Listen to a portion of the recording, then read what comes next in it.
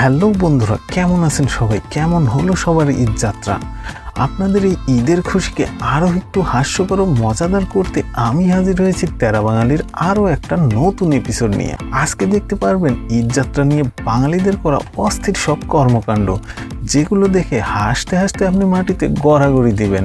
তবে ভিডিওটি শুরু করার আগে একটাই অনুরোধ, ভিডিওটি যদি আপনাদের একটুও ভালো লাগে তাহলে দয়া করে ভিডিওটিতে একটি লাইক আর চ্যানেলটিকে সাবস্ক্রাইব করে দিবেন। তাহলে চলুন আর দেরি কেন, শুরু করি আমাদের আজকের ভিডিওটি।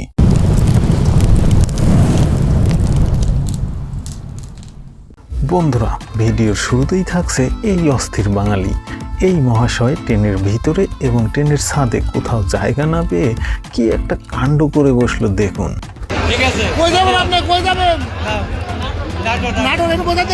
বন্ধুরা, দেখলেন তো অবস্থা, কোথাও জায়গা না পেয়ে নিজেকে ট্রেনের পেছনে গামছা দিয়ে বেঁধে ফেলেছে, তবুও বাড়ি ফিরতে হবে। বন্ধুরা, দাদা তো নিজেকে গামছা দিয়ে বেঁধে ফেলেছে, সেফটি যাই হোক বাড়ি পৌঁছাতেই হবে, কিন্তু এদিকে আবার আন্টি কি করে দেখুন।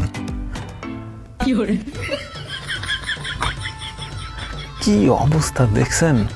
আরে আন্টি সাবধানে, পা ছুটে গেলে একদম জমের দুয়ারে কিন্তু কড়া নাড়তে হবে।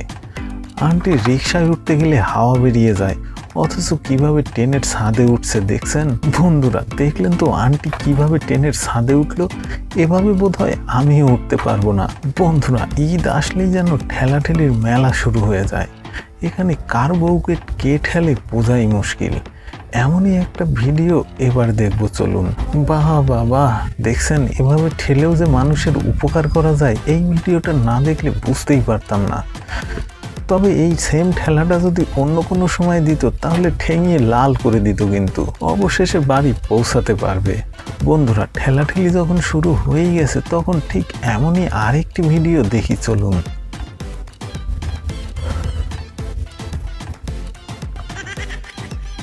আরে বাহ, এভাবে তো নিজের বড় ঠেলতে পারবে না দাদা, তোমার এলেম আছে কিন্তু।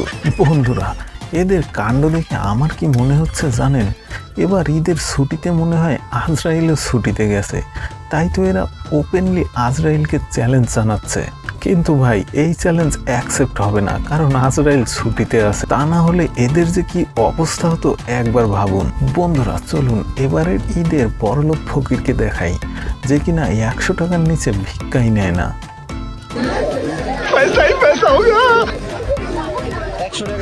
আরে ভাই, ঠিকই তো আছে, ঈদ ছাড়াই তো 5 টাকা 10 টাকার নিচে ভিক্ষা নেয় না, সেখানে ঈদ বোনাস সহ তো ঠিকই আছে।